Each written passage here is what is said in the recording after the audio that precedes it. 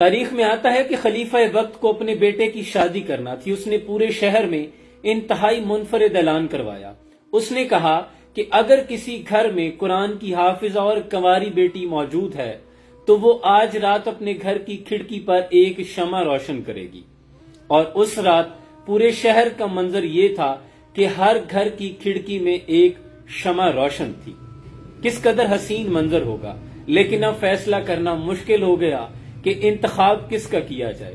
اس پر خلیفہ وقت نے دوبارہ اعلان کروایا کہ جس گھر میں کنواری اور حافظہ کے ساتھ ساتھ موتا امام مالک کی بھی حافظہ موجود ہے وہ آج رات اپنے گھر کی کھڑکی میں ایک شمع روشن کرے. اس رات بھی دیکھا گیا کہ پورے شہر میں تقریباً آدھے گھروں کی کھڑکیوں میں شمع روشن تھی.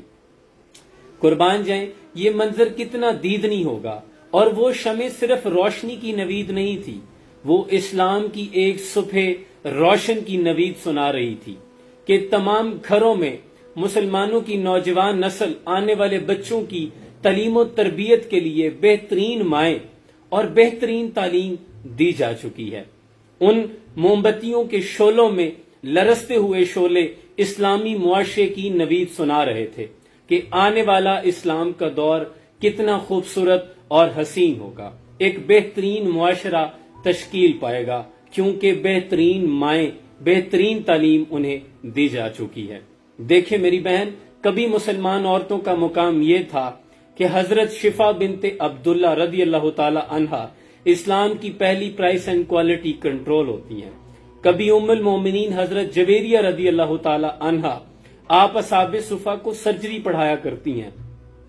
کبھی حضرت حفصہ رضی اللہ تعالی عنہا اسلام کی پہلی قرآن کی پہلی جو تدریس اور اس میں اس کی حفاظت کا ذمہ تھا، اس کی جو خط و خطابت تھی، تدریس کا معاملہ تھا، حضرت عثمان رضی اللہ تعالی عنہ نے حضرت حفصہ کے سپرد کیا تھا. کبھی مسلمان کی بیٹی حضرت ام دردہ الصغرا آپ دمشق کی جامع مسجد میں احادیث پڑھایا کرتی تھی اور آپ کے شاگردوں میں امام احمد بن حنبل رحمۃ اللہ علیہ شامل ہیں.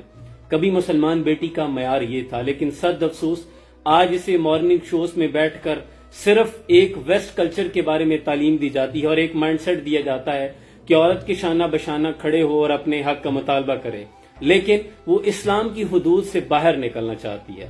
لیکن اسی اسلام نے اس عورت کو اتنی عزت بخشی کہ اس سے پہلے تو اسے زندہ درگو کر دیا جاتا تھا.